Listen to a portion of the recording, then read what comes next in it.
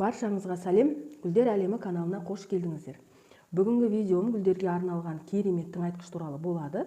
Ол тыңайтқышты неден жасаймыз, қалай жасаймыз, қазір барлығын көрсететін боламын. Көктем айларында күннің көзі ұзарғандықтан біз гүлдерге тыңайтқыш беруіміз керек. Себебі гүлдің өсу процесі қарқындайды, өсуі жақсы, тез жапырақ ашып, жылдам өсе бастайды, және де гүл аша бастайды.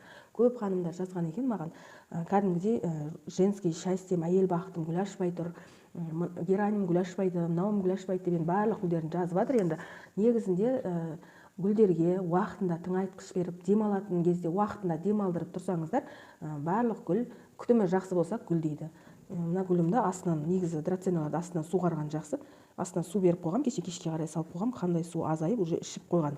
Енді жоғарғы жағынан кішкене азғана тыңайтқыш құйсақ болады. Қазір осы гүлге мен сіздерге осы кәдімгі қарапайым гүл алоядан қандай тыңайтқыш жасауға болады, қалай жасап береміз, қандай пайдалары бар, барлығын айтатын боламын.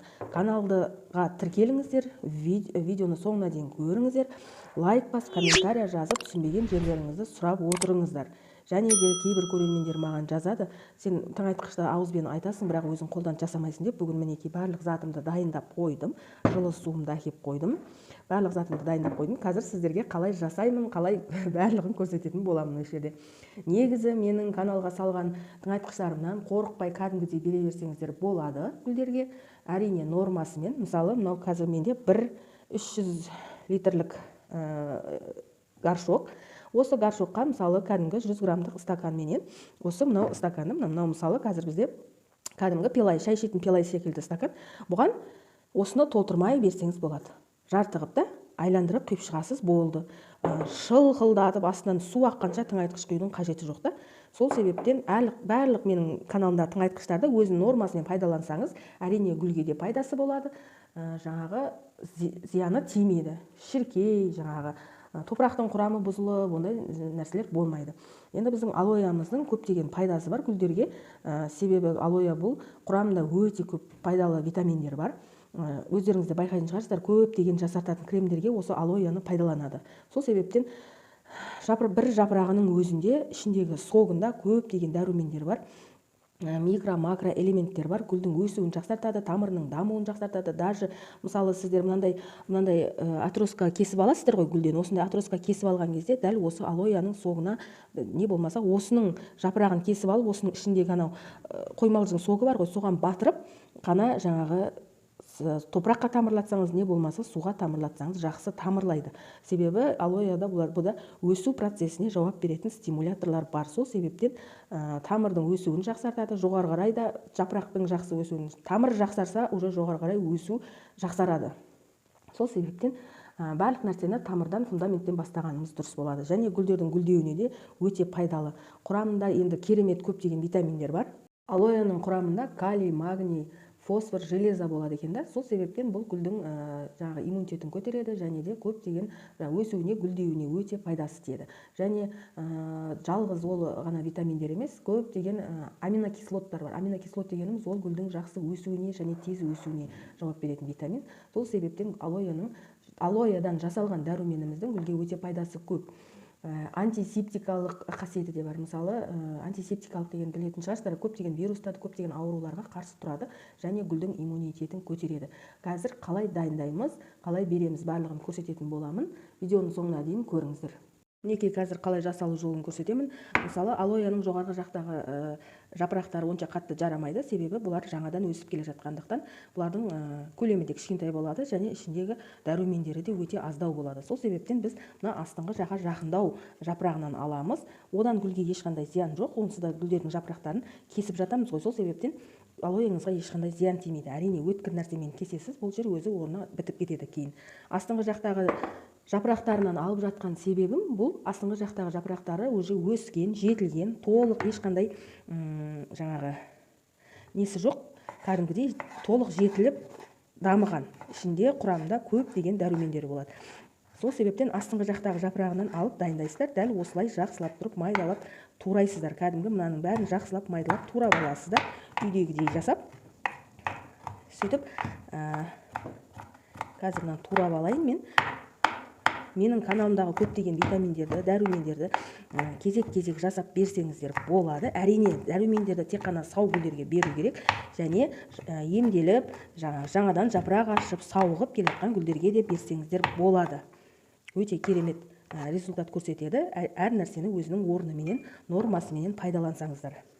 Осындай кішкене ыдысқа салып, қаттылау бір затпенен езіп аласыздар. Езіп суын шығару керек та. Езіп суын шығарғаннан кейін ол суды біз осы 1 литр суға жақсылап араластырамыз. Мінекей осындай ыдысқа салып алып, жақсылап осындай қатты бір затпенен басып езесіздер. Және мынау жапырақтың ішіндегі соғы шығу керек та, бізге сол сок керек бізге. Осы қасықпенен жақсылап сығып, қазір суға араластырып гүлдерге беретін боламыз. 1 литр суға 1 қасық осындай соқты берсеңіздер болады. Әрине, бұл жалғыз гүлдің ғана емес, кейбіреулер үйде мысалы емдікке өзі кәдімгі қарапайым алоэ гүлінің соқтары, аптекада сатылатын соқтары болады ғой, сол соқтарды емдікке алып ішіп жатады ғой, сол соқты да пайдалансаңыз болады. Кәдімгі 1 қасық алоэ соғын 1 литр суға салып, жақсылап араластырып, суыңыз жылы болу керек әрине. Гүлдерді мұздай суменен суғаруға және мұздай суменен дәрумен беруге болмайды. Сол себептен гүліміз, суымыз жылы болу керек та. Мұздай судан стресс алып қалады гүлдер. Мінекей, осыны жақсылап сығамыз енді.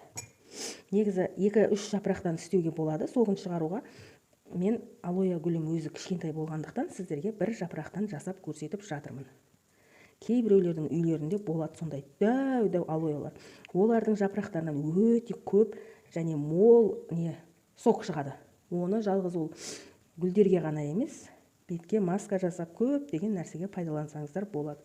Өтті жүргізуге де өте пайдасы көп екен. Мінекей 1 қасық осы сокты жылы суымызға араластырамыз. Бұдан ешқандай зиян жоқ. Себебі бұл жерде судың құрамы өте көп.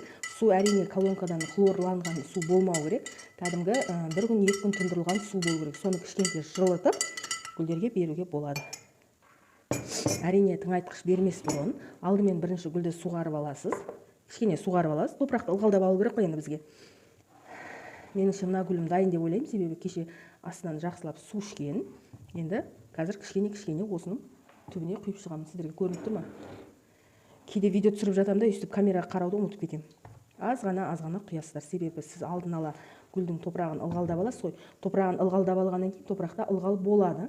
Ылғал болғандықтан бұларға сіз тыңайтқыш құйған кезде одан бетер бұның ылғалы көбейеді. Мінекей әйел бақты гүлім. Бұл да кеше жақында ғана су ішкен. Әйел бақтының бір жаман жері, бұлар сәл шөлдесе жапырақтары иіліп қалады. Ол себептен менде мына жерде қазір әйел бақтының 3 түбі отыр, 3-еуі 3 түрлі сортта. 3-еуі 3 түрлі сорт. Мінекей, осылай беріп шығасыздар. Әр нәрсені өзінің уақытында, өзінің нормасымен берсеңіздер, ешқандай гүлге зиян келтірмейсіздер. Мынау менде кротон деген гүл. Бұл да өте әдемі гүл, өте жақсы, жылдам өседі. Әрине, кейде бір зиянкестер ұшырап қалады. Зиянкестер көп басады екен. Осы тереземде менің паутинный клеш пайда болыпты. Сөйтіп, мынау гүлдерімді біраз зақымдады. Әрине, жапырақтар алғашында мынандай дәу-дәу болып жақсы болып ашып еді. Зиянкестер ұшырағаннан кейін осындай кішірейіп қалады. Кішірейіп, кішкене неғып қалады. Енді қазір стресстен шығып, осынша жапырақ ашып келе жатыр. Енді осындай емделген, уже стресстен шыққан, бүкіл аурудан жазылған деген сөз мынау жаңа жапырақ. Осындай гүлдерге дәрумен беруге болады. Ауырып, шіріп, тамыры шіріп, қурап, сабағы ауырып тұрған гүлдерге дәрумен беруге болмайды. Әрине, алдымен дәрумен бересіз, бергеннен кейін ол гүлдер неде? Жарық керек бұларға. Жарық керек. Себебі сол берген дәруменді қорыту керек бұлар. Және денесіне, бойына тарату керек. Сол үшін біздің гүлдерімізге дәрумен бергеннен кейін осындай жарық жерде тұруы керек. Мінекей, көрдіңіздер ме? Әйел бақытымда 1-2 рет зиянкес түсті, одан қалса ауырды кішкене. Менде де ауыратын гүлдер бар. Себебі қаншалықты мен бүкіл гүлдің күтімін бәрін жақсы білген күннің өзінде де менде де кейде жалқаулықпен су артық құйылып кетеді. Сондай болып қалады. Кейде кешігіп суғарып қаламын. Сол себептен анда-санда менің де әйел бақытым ауырып тұрады. Уақытында кейде дәрумен де бере алмай қаламын. Сол себептен сондай жағдайлар болып тұрады. Мінекей, осындай алоэ соғын жасап беріңіздер. Құрамында өте көп витаминдер бар. Сол себеп жақсы гүлдеріңізге пайдалы.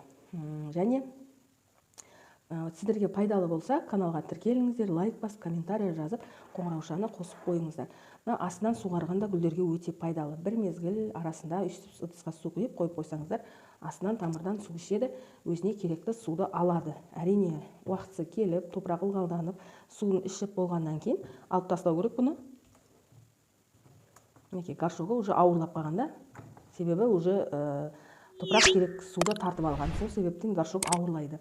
Ал сіз су бермей тұрған кезде горшок кәдімгідей жеп-жеңіл болып тұрады шөлдеген кезде. Енді ол сіздің дренажыңызға байланысты және горшоктың көлеміне байланысты салмақ болады. Және гүлдің сабағы жуан болған сайын, неғұрлым жаңағы сабағы қалың гүлдердің өзі де ауыр болады, бас жағына жоғарғы жағы, және горшогы да ауырлау болады. Енді ол жағын кейін видеоға салатын боламын. Мінекей, осылай жасап беріңіздер.